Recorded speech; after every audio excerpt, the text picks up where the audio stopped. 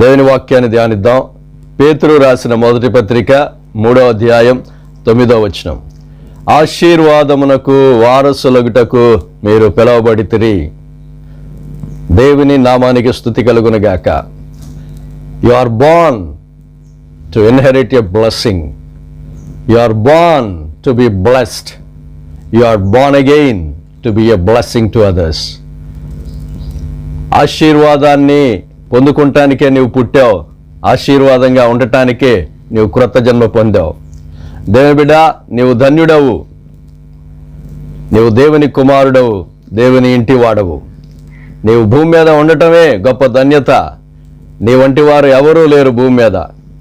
దేవుడు ఆశ్చర్యకరంగా నిన్ను పుట్టించాడు. 139వ కీర్తనలో దావీదు అంటాడు, నీవు నా తల్లి గర్భమందు నీవు నన్ను రహస్యముగా చేసిన దినమున నాకు కలిగిన ఎముకలను నేను చూడగా నాకు ఆశ్చర్యమును భయమును కలుగుచున్నది.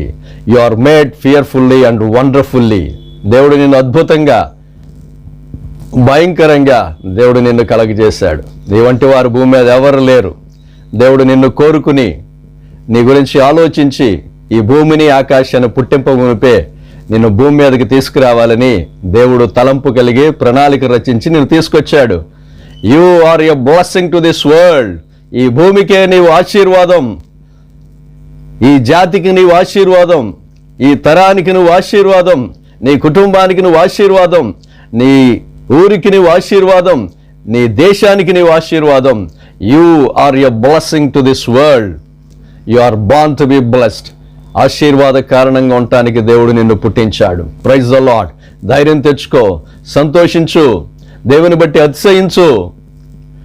నీ జీవితాన్నే ఆశీర్వాదకరంగా ఉండటానికి యేసుక్రీస్తు ప్రభువారు కలువారి శిలువలో నీ కొరకు రక్తము కార్చి ప్రాణము పెట్టి నీకు నూతన జన్మిచ్చి నిన్ను నూతన సృష్టిగా చేసి నూతన మనసునిచ్చి నూతన హృదయాన్నిచ్చి నూతన స్వభావాన్నిచ్చి నిన్ను క్రొత్త సృష్టిగా ఆయన చేసి ఉన్నాడు. క్రీస్తు స్వరూపములోకి నిన్ను మలుచుకుంటా ఉన్నాడు.